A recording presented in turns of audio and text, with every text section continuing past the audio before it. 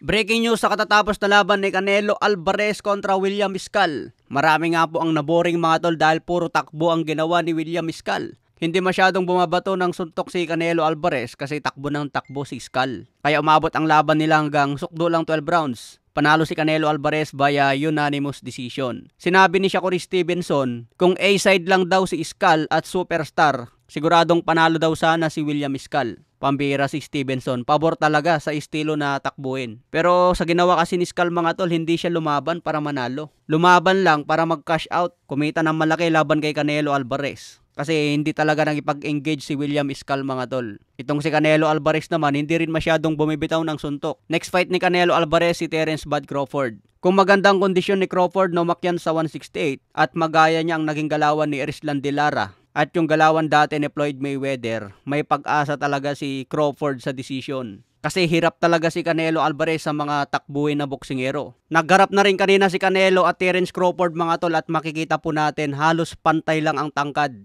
Kaya hindi maliit itong si Terence Crawford. Maliit lang siya dahil galing sa mababang division pero sa tangkad, halos parehas lang mga tol. Malapad lang talaga ang katawan ni Canelo Alvarez. Kaya tingin ko may pag-asa si Crawford dito by decision. Basta hindi man-knockout si Crawford mga tol, may pag-asa. Pagdating naman sa undercard, Jaime Munguia panalo din via unanimous decision kontra Bruno Soras. Matatandaan ang unang laban niya kay Bruno Soras, natalo ito via knockout sa round 6. Biggest upset ang nangyari kay Jaime Munguia. Pero ngayong rematch mga tol, nag-improve ang depensa ni Jaime Munguia. Hindi na siya masyadong bumibitaw ng wild punches. Nag-ingat na si Jaime Munguia baka masingitan ulit ng solid. Kaya walang bumagsak sa kanilang dalawa. Umabot ang laban hanggang sukdo lang 12 rounds. Nagtagumpay naman si Jaime Munguia, may bagong kartada na 45 wins, 35 KOs, may 2 talo. Nakuha niya ang talo na yan kay Canelo Alvarez at kay Bruno Soras. Si Bruno Soras naman may bagong kartada na 26 wins, 5 KOs, may 1 talo na. Ang maganda kalaban ngayon ni Jaime Munguia itong si Edgar Berlanga. Gumanda na ang depensa ngayon ni Jaime Munguia dahil pumunta na sa poder ni Canelo Alvarez at Eddie Reynoso. Kung babalik din si Ryan Garcia sa poder ni Eddie Reynoso, siguradong gaganda rin ang depensa.